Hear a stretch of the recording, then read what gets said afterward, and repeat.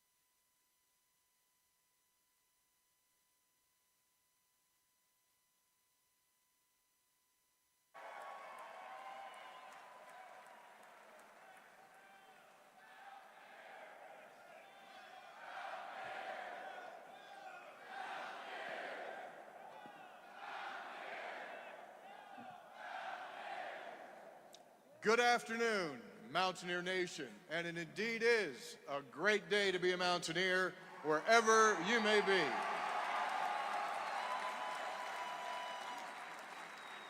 We are here this afternoon to formally bring back Rich Rodriguez as the 36th head coach of West Virginia University. It's back, and it's to the future for the Mountaineer football program. And today, Rich returns home. We'll hear from athletic, yes indeed. We were talking a few moments ago, and you look back and 17 years goes by really, really quickly. And you look back and you saw the highlights there, the memories that we all kind of cherish still to this very day. And the traditions that Rich started back in 2002, the playing of country roads after every Mountaineer victory. And the plan is, the plan is to hear a lot more of John Denver going forward.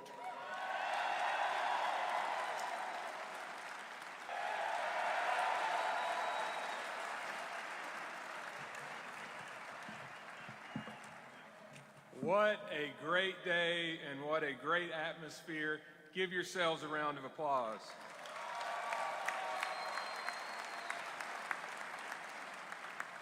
There are a lot of people to welcome and thank, but I want to start by just saying thank you to Pat McAfee. Thank you so much. This has been an awesome infomercial for everything that is special about this program and about this state. I'd like to begin by thanking all of you for coming today for the introduction of our next head football coach. Our fans and supporters are the reason that WVU athletics has been successful, and they are the reason that we will thrive in the future. So thank you so much for coming out like this today.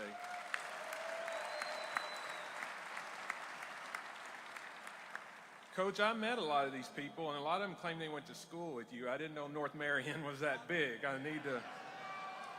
We need some fact checks on some of that. So I want to take a moment to give a special thanks to some of the staff members that assisted us on the search. Natasha Oakes, Ben Murray, Rob Alsop, give them a round of applause. Great job by them.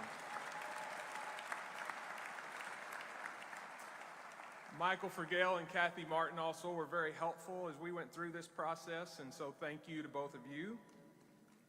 Give them a round of applause.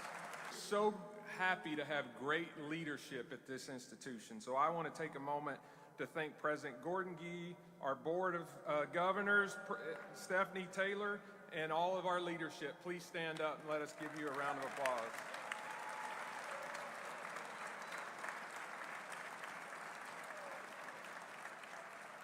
The alignment, vision, and leadership at WVU is a reason that we got through this search, and they were very helpful as we went through it. It is also an honor to welcome the Rodriguez family back home today.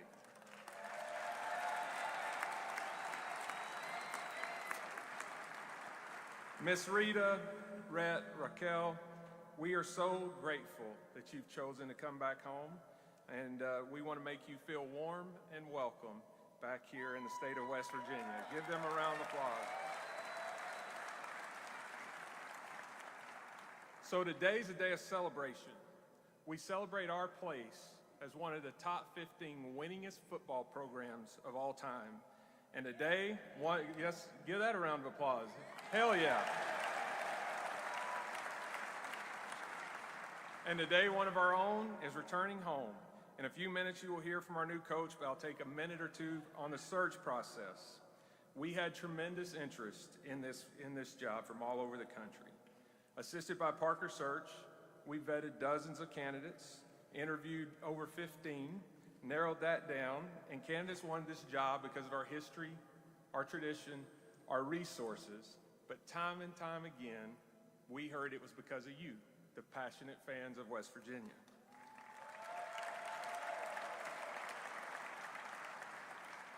As I outlined at the onset of this search, we had some qualities we desired in our next head coach. Someone who understands and will embrace West Virginia values, work ethic, passion, grit, and determination that makes us mountaineers. Someone committed to building championship programs on the field and leaders off the field. Someone who can demonstrate knowledge of navigating the complexities of an ever-changing college athletics world. And someone who can represent us and make us proud of their leadership of what is the most visible aspect of the university and state. Finally, we wanted someone who would entrench themselves in West Virginia. This is an awesome place to live and work. It's a privilege to represent Mountaineer Nation, and we felt like it would be important for our next head coach to understand that. One candidate stood above all others. Coach Rodriguez is a winner.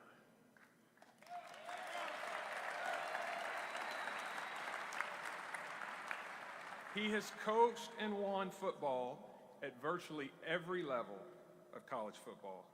He's an innovator and has been known for his creativity and adaptability of his schemes over the years. It was amazing as we interviewed other candidates, and I would always ask them, have you ever been to Morgantown? How many of them said, yeah, I was there about 20 years ago to learn something from Rich Rod about offense. I was like, you do read the newspapers, right? He's involved in this search. Not only has he won at a high level, but he won here. And West Virginia is a fit job. It's a great job, but not just everybody can come here and win. And we wanted somebody that we knew could win here.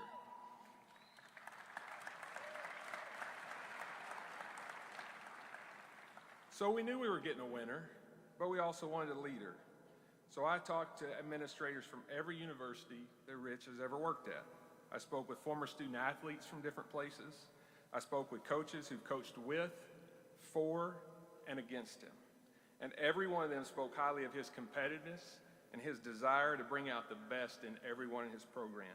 His relentless desire to chase perfection has been a key ingredient to him winning games and building championship programs.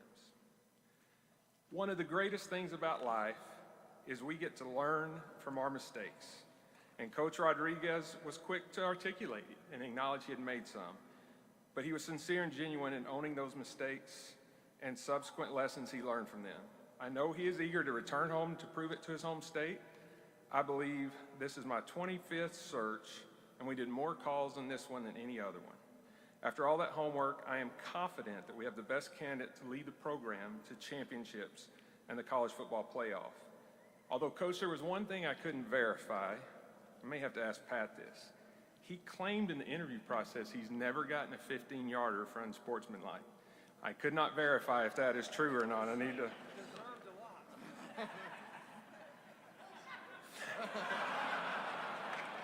I believe Pat had something to say about that.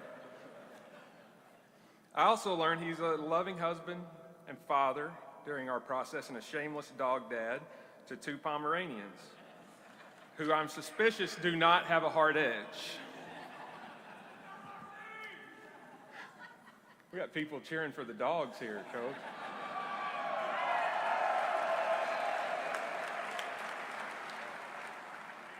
So it's such a great honor and privilege to have Coach back, and I have some advice to some of our competitors. You might want to put a little extra tape on.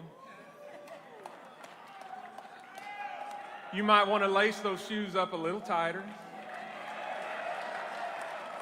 Maybe put just a little more air in that helmet, because West Virginia is getting ready to hold the rope, spot the ball, and be West Virginia football.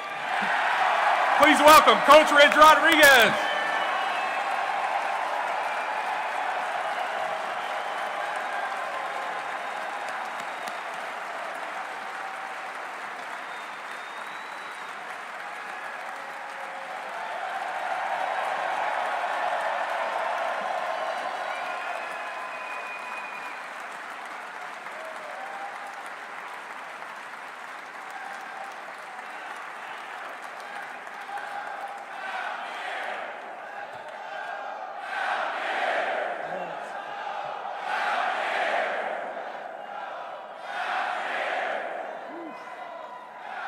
Oh, man. Wow. Phew. Got me jacked up right there. Oh, thank you so much. This is,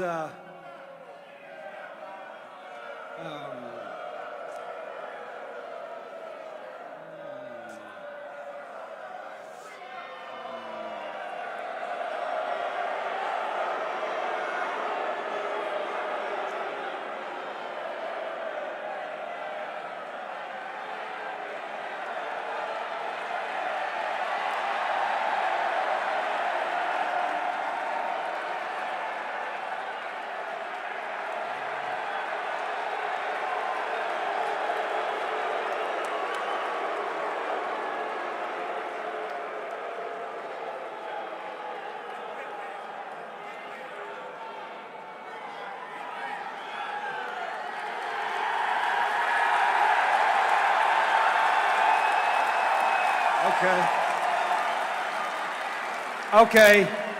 Any other Pitt fans can leave the building.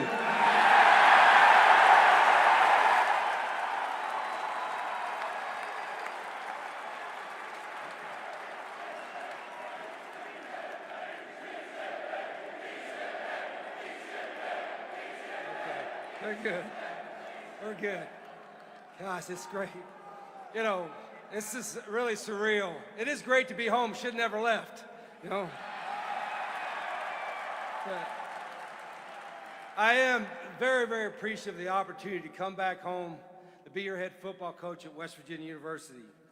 Big thanks to Ren Baker. He did a thorough search, interviewed 1,000 candidates, Zoom called 100,000 candidates, and finally, he's a smart guy, you know, really smart. President Gee and the board, I really appreciate it. I know there is a lot of people that want this job because it's a great job, and I've been in the shoes before, and so is my friend sitting in front of me, who I want to know, a Hall of Fame football coach, and my coach, Mr. Don Nealon, right here.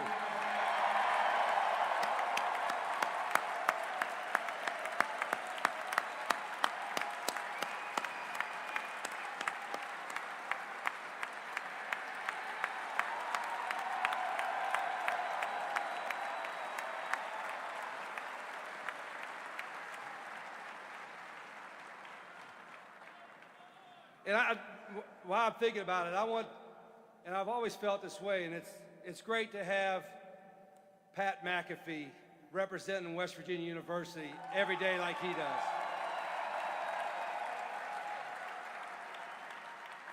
But and Pat and I talk, I want every player that ever played for any coach here at West Virginia, from Coach Bowden to Coach Signetti to Coach Nealon to myself, to Coach Holgerson, to Coach Brown, to Coach Stewart, every one of you former athletes, you are always welcome to come back home to West Virginia, always.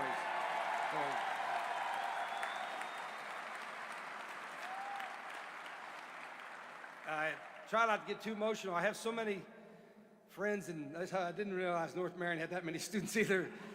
I had a graduating class of 10,000, I think, at North Marion High School, but all of my friends from North Marion and from Grant Town and all my supporters throughout the year. A couple I'm going to mention here in a little bit, but they're all been like family for me forever, and that's what's so neat about coming back. But I do have some really close family members that I haven't got to see very much in the last 17 years, which I'm so excited about having. And my mom, Arlene, there's my mom, Arlene, right there.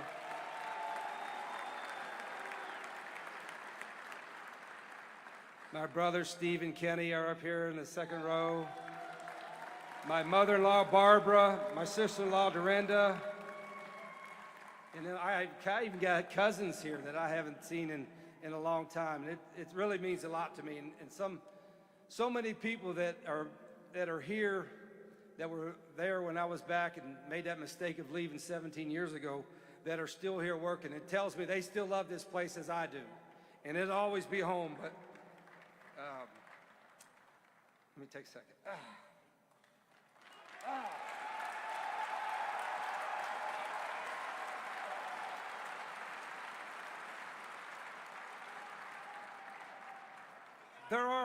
There are three people that have been with me on every journey, here, gone, and back. My wife, Frida, my son, Rhett, my daughter, Raquel. Would you guys please stand?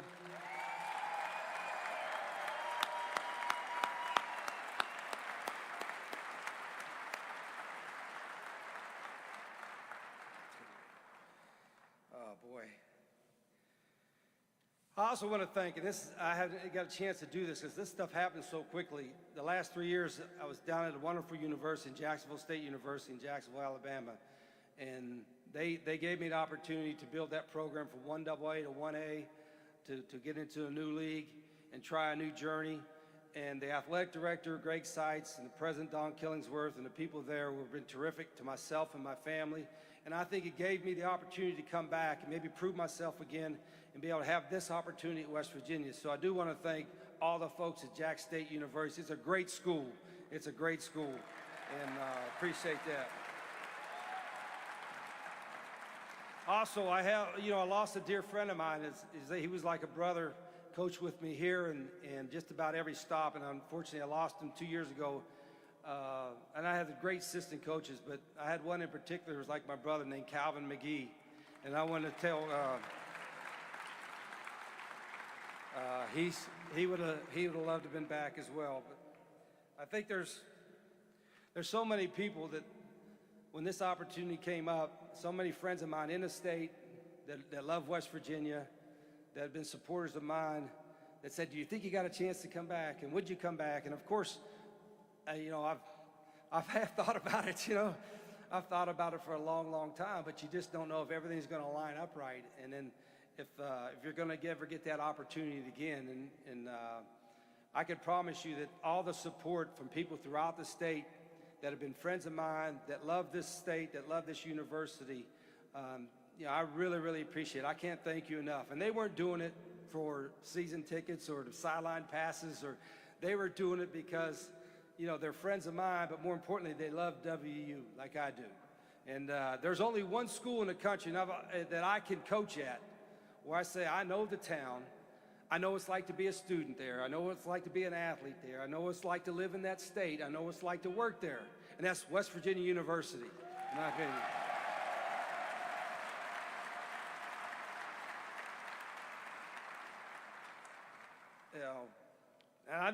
And I have grown and learned and gotten better.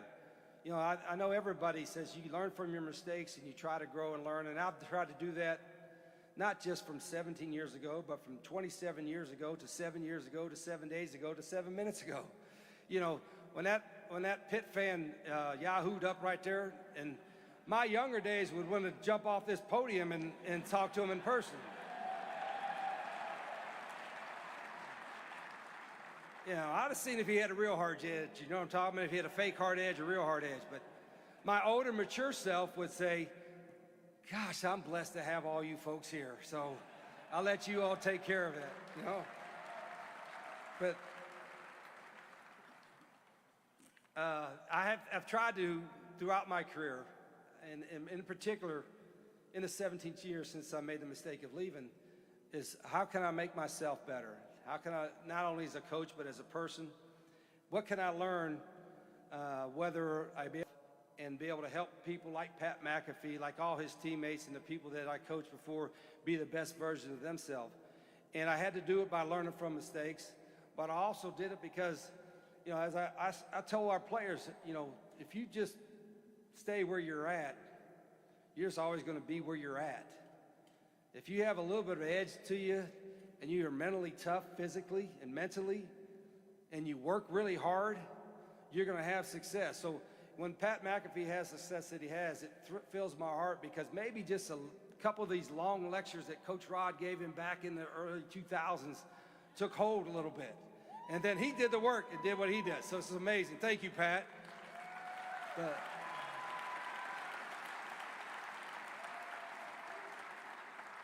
And then it's kind of neat to see Pac-Man Joe's on TV, you know.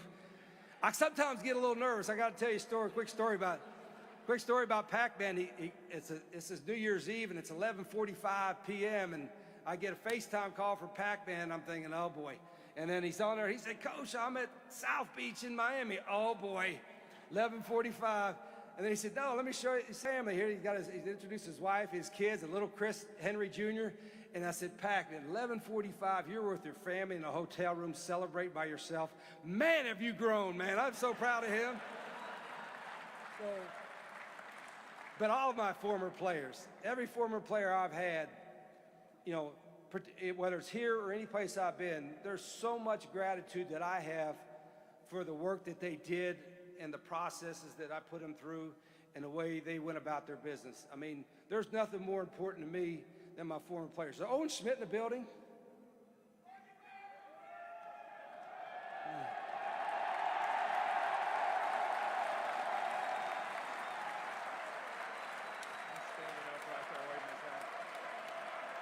Owen Schmidt, ladies and gentlemen. Yeah. The prime example, right? Walked by my office. I'll tell you a quick story because I like to ramble on, but I like to brag about my players. I don't remember what year it was, early 2000s, and this young man walks by with a lady, not much older than him. I lost, and I stopped, and who is this? And he said, this is Owen Schmidt, and this is my mother, and I'm at a Division III school in Maryland or somewhere, and I'm looking to transfer somewhere, and I'm like, he looks like he's going to be pretty good size. And I said, I didn't have any scholarships. Would you be willing to walk on? Sure, he walked on. And so he had to earn a scholarship. But I remember before he earned a scholarship, the strength coach came running up to me in my office and said, Owen Schmidt is down there power cleaning. You got to come down and watch him in a weight room. I said, okay, I'll come down there. And he had like 300 pounds, was doing a set of like 10. And then on the 11th set, he put it over his head. I said, damn, that's pretty good. I said, I think we got a spot for you, Owen. Now, he cost us a lot of money because he broke about 15 face masks, but that's okay. We'll take that. But Owen Schmidt and all those players that I coached here all had one thing in common. They had great passion for their teammates. They had great passion for football, but they had great passion for West Virginia University. And that's not like that everywhere. Our players will play harder than anybody in the country. I've always said that. I think I say this to my players all the time. You know, a lot of people in the stands, they might not know the X's and O's. Some of them think they do, but that's okay. You know, they might know all the schemes that they're doing, but they can sit in those stands, especially at West Virginia, and watch your team and tell if they're playing hard. You all can do that. And so one thing that I don't make a lot of promises and all that kind of stuff, but one thing I promise you, you turn and watch West Virginia players play, they will play their ass off. They will play hard.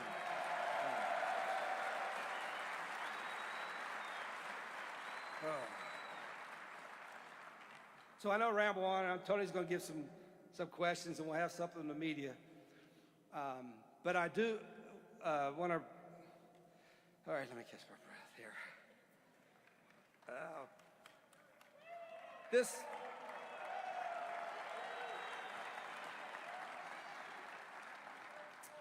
I have thought about this moment, you know.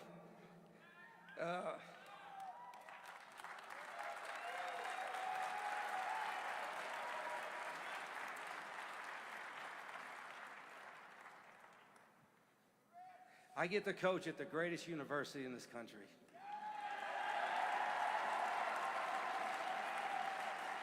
I get to live in the greatest state in the union. And more importantly, I get to be around the greatest people that you could be around. Thank you very much. Let's go Mountaineers.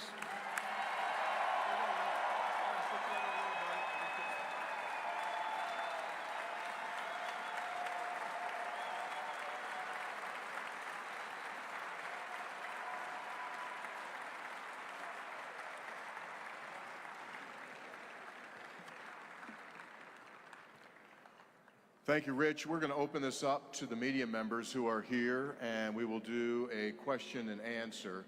We've got Charles and we've got Richard with us here with the microphones, and so our press members, if you would, please raise your hand, identify yourself, and to whom you are asking the question. Go right ahead.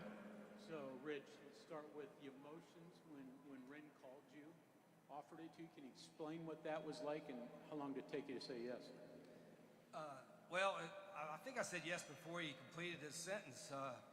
I think Ren was very thorough, and I've been fortunate to be through a few of these processes before, and there's always a time frame to go with it, but everybody was really professional. It was no, lead you one way and go another way. Asked all the questions, even the hard questions, and the last 24 hours. When you get interviewed, you're thinking, okay, now I'm a finalist. And I'm thinking to myself, well, Miss Rita and I were like, let's not get our hopes up too high because we don't want to be devastated. So probably the last 7 or 8 hours, he tortured us, till there finally was a call and said, you ready to come back home? And the answer was, before he finished the sentence, are you kidding me? I might have said a bad word in between there, but yeah, very nice. Hi, Luke Blaine, Daily Athenaeum. So, Coach, obviously, you experienced today an unruly fan, and there are fans out there who might still carry some hard feelings about the end of the 07 season. So do you have a message to fans who are a bit apprehensive about your return to Morgantown? Sure, and I understand there's fans upset, and at least they care, right? But sometimes, that not everything is as you think it is. But I made a mistake, and my promise to not just the folks that are upset, but to everybody here and everybody that's been very, very supportive. All right, I will earn for this opportunity. I wanted to be able. This is my home, and it's such a great state that I want to be able to come back. And I'll prove to them that the man to my right made the right decision.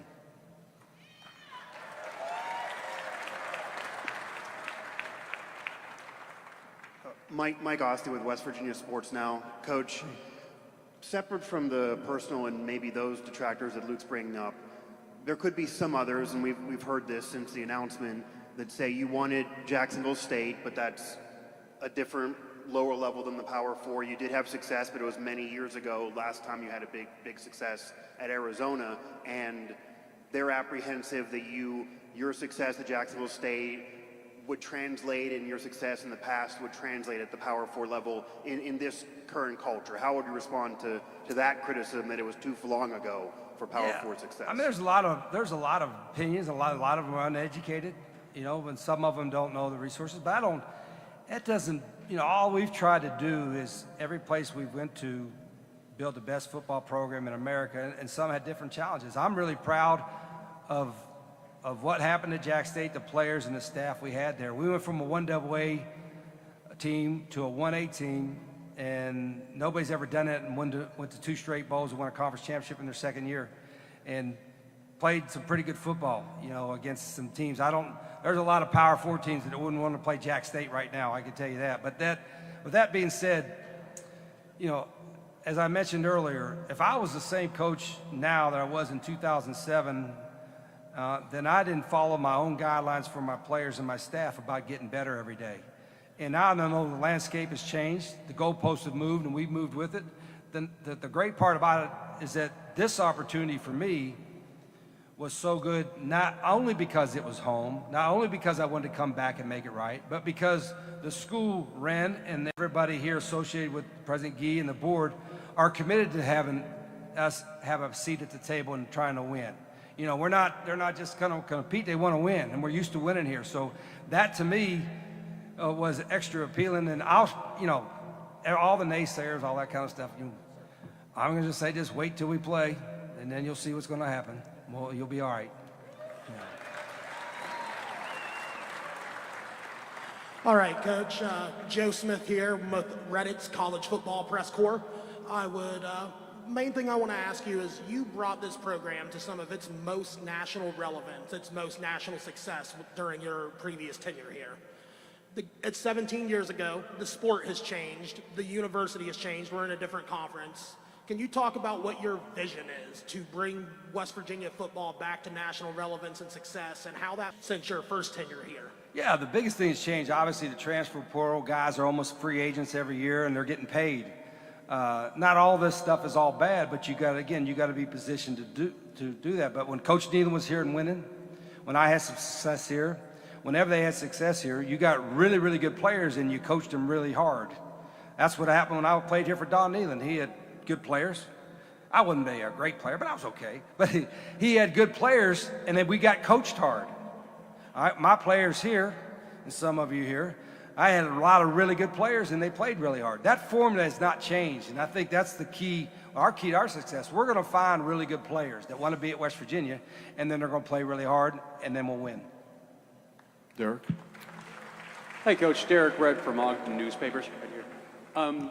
You've been on a coaching odyssey for all these years. You've had great highs, you've had some lows, you've had twists, you've had turns, and you talked about like what you've learned and how you have kind of evolved as a coach through those years. What are some of the biggest things that you have taken, some of the most important tenets that you have taken from those different stops that you're going to bring to here to make you the best version of yourself for this team? Yeah, I think every place is unique.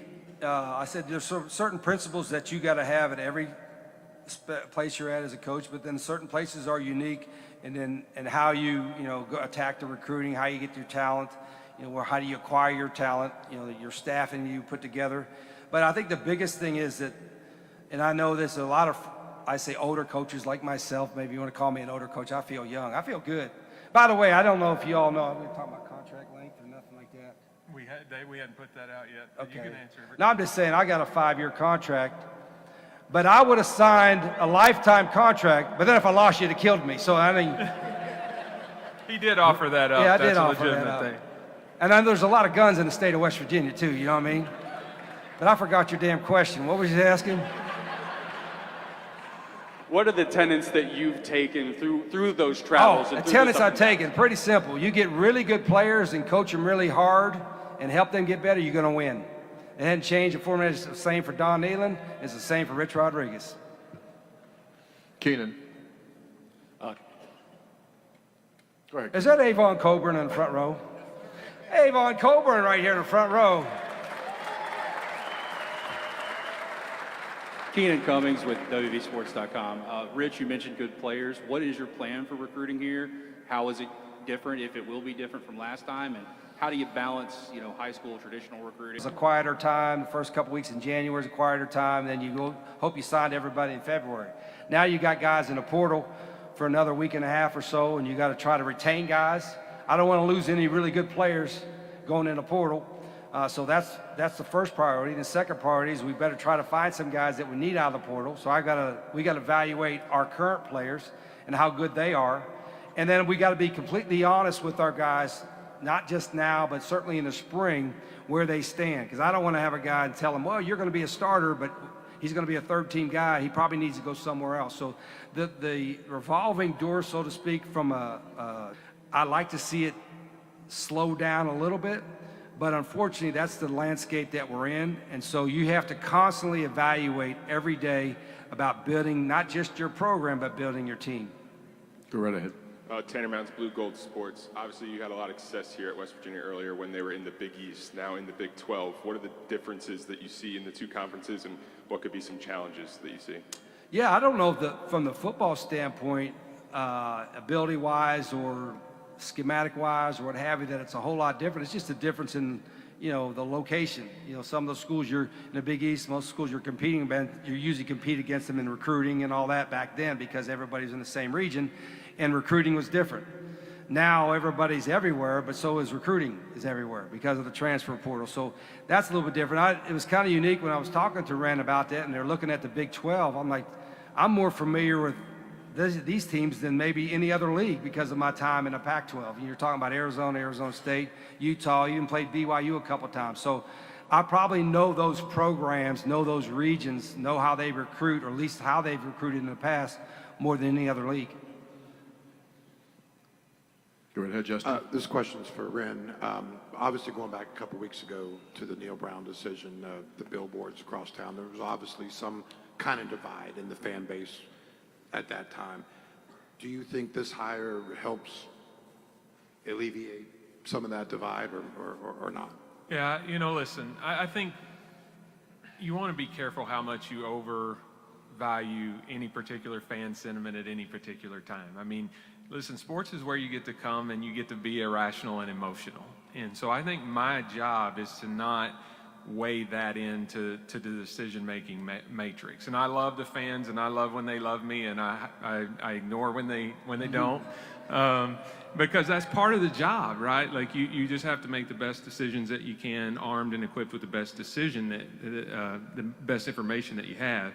But here's what I know about West Virginia. Listen, I heard from both sides, and Coach and I talked about this. He knows that there's some people that have hard feelings from 17 years ago.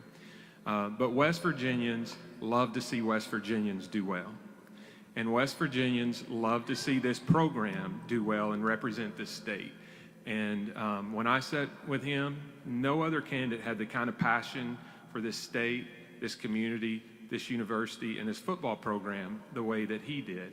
It's very personal. I mean, you know, and I'm excited that he's here, and I think we're going to rally the fan base. We're going to win games, and there won't be any kind of division. Everybody will be rooting for the Mountaineers. John.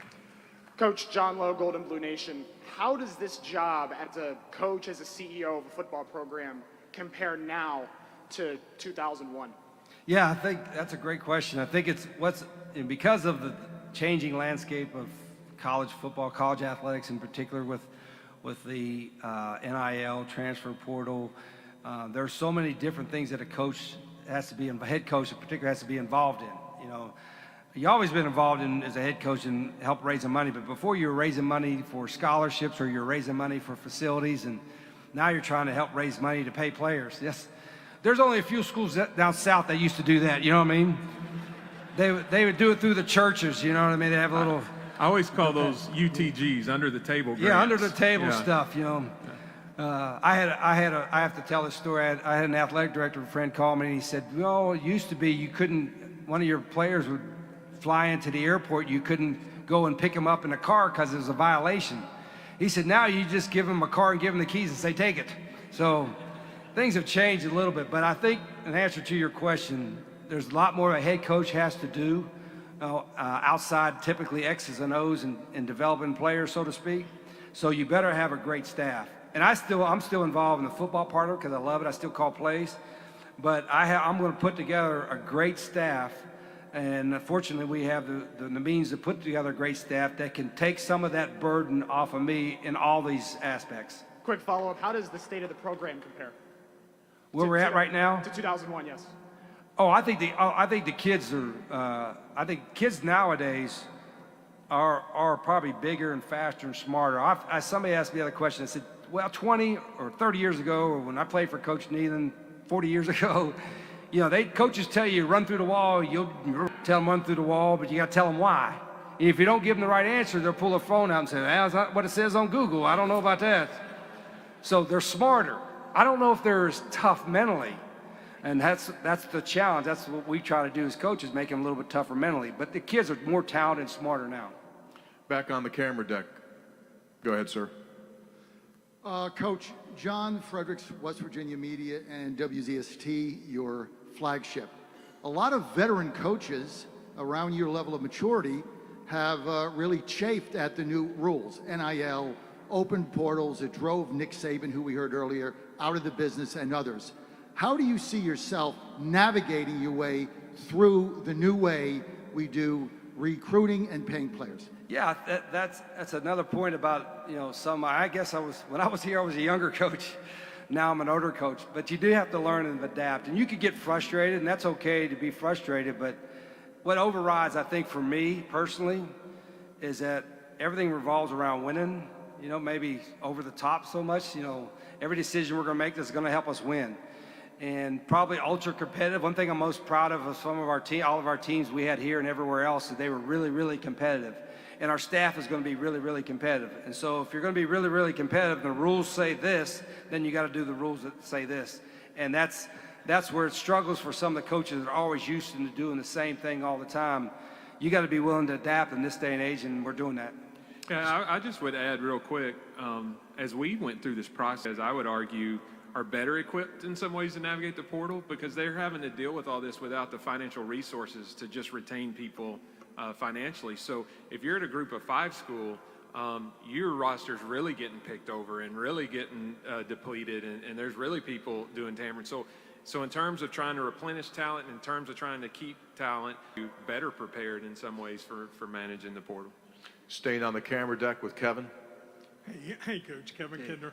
Hey, kid. And those of us that have been around as long as you are pretty familiar with your offense, the things that you do defensively. You've worked with different schemes, had different things in your different stops since here.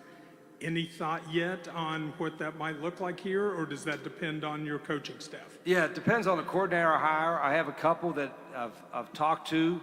I have a couple in mind, and they're different the same. And everybody runs a little bit of everything now defensively, whether it's an odd stack or an even front, and everybody kind of has certain personnel packages they use on defense. But I'm going to pick the D coordinator first. I'll have a really good one because I have enough resources to hire a really, really good one.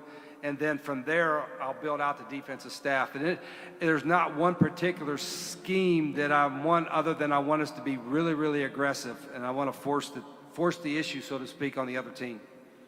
Here in the front row. Coach Kevin Redford, Golden Blue Nation, down here. Okay. In regards to the House settlement revenue share payouts, how hands-on do you see yourself being with that? And did you have to pitch a plan in your interview? No, I think I do. I think one of my strengths, and maybe it was because I started off at a small school in Glenville, West Virginia, and I had Mr. Ike Morris there that was the supporter, and I learned from Mike. How about a shout out for Ike Morris? I had 2 friends, Ike Morris and Paul Astorg. Paul Astorg, who's like a brother to me as well. I've known him for 30-some years, and you learned how to, when you're raising money, you're developing friendship, not just hope you're getting a check from or something like that. And I've had some experience doing it from a long, long time ago, and I'm comfortable doing it, and we have to do it. I mean, I hope we have enough revenue, for season ticket sales. Everybody here is going to buy a season ticket, right? So we're going to that I told Ren I'm more than happy to help raise. They might as well buy season tickets, because by the time we get to 9/13, those single game seats for the backyard brawl will be costing more than the season ticket would have cost exactly you. Right. So go ahead and get your season tickets and save you some money. Whatever the record is, maybe one of y'all know, Anthony, how you doing? Whatever the record is for season tickets, let's bust that record right this spring. Let's bust it up. You want to get it while you can, right? Mike. Mike Osti again with West Virginia Sports Now, and this actually could be for either one of you. There was a lot of talk last year, even year before, about schedule making, scheduling. Ren, you've been open that you feel the strength of schedule is a direct result in teams' records, especially in the Big 12. There's been some tinkering. Next year, you're going to have an FCS to start, where that wasn't the case for many years under Coach Brown. What is your opinion, Coach Rodriguez, on how the out-of-conference schedule should work with only 3 possible out-of-conference games and a desire, obviously, to probably want to play the brawl? And then, Ren, how do you see that going forward? Because right now, in 2026, you would have 11 Power Fours if it currently stays the way it is, and you said you didn't want to proceed that way in the future.